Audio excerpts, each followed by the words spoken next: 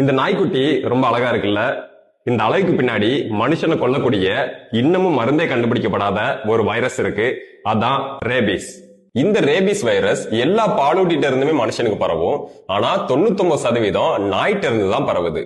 மதுரையில ஒருத்தங்களுக்கு 4 மாசத்துக்கு முன்னாடி பூனை கடிச்சிருக்கு. அவங்க ரேபிஸ் தடுப்பூசி போடாததால 2 நாள் முன்னாடி ரேபிஸ் வந்து இறந்துட்டாங்க. இந்த ரேபிஸ் வைரஸ நாம தடுப்பூசி மூலம் 100% கண்ட்ரோல் பண்ண முடியும். ஆனா தடுப்பூசி போடாம விட்டா இப்படிதான் ஆகும். இதுக்கு பேரு ஹைட்ரோபோபியா. தண்ணியை பார்த்தாலே பயப்படுவாங்க. இது ரேபிஸ்கான ஒரு சிம்டம்ஸ். இந்த சிம்டம்ஸ் வந்துட்டா எந்த மருந்தாலையும் நம்மளை காப்பாற்ற முடியாது.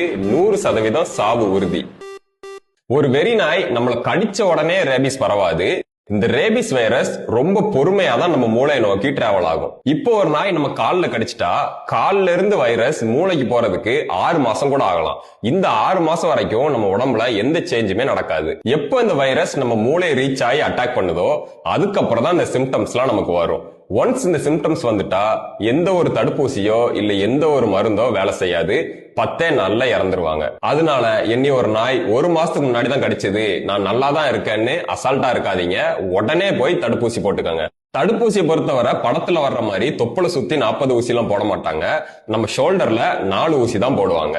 கடிச்ச அன்னைக்கு 1, 3வது நாள் 1, 7வது நாள் 1, 28வது நாள் 1, அவ்வளவுதான்.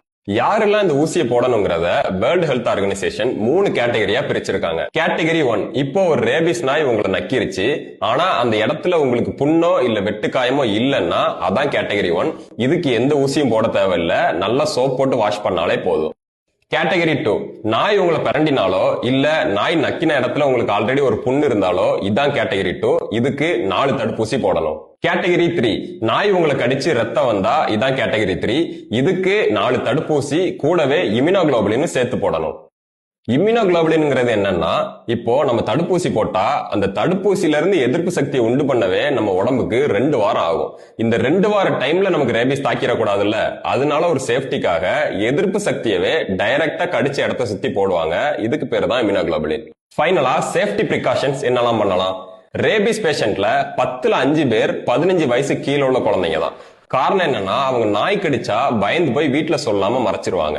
தயவு செஞ்சு உங்க வீட்டு குழந்தைங்களுக்கு சொல்லுங்க, நாய் கடிச்சா உடனே வந்து அம்மாட்டையோ இல்ல அப்பாட்டையோ சொல்லணும்னு. நீங்க நாய் வளர்த்தீங்கன்னா ப்ராப்பரா உங்க நாய்க்கு ரேபிஸ் வேக்சின் போட்டு வளங்க. தெருநாயோட உங்க நாயை சுத்த விடாம பாத்துக்கோங்க. தெருநாய்களுக்கு தாராளமா சாப்பாடு வைங்க. வச்ச உடனே தூரமா வந்துருங்க. அதை போய் கொஞ்சிறதோ இல்ல அது உங்களை நக்க விடுறதோ இந்த மாதிரி பண்ணாதீங்க. ரேபிஸ் மனுஷனுக்கு வர்றதுக்கு தெருநாய்களும் ஒரு முக்கியமான காரணம். முடிஞ்ச அளவு இந்த வீடியோ எல்லாருக்கும் ஷேர் பண்ணுங்க. நிறைய பேத்துக்கு இது போய் சேரட்டும்.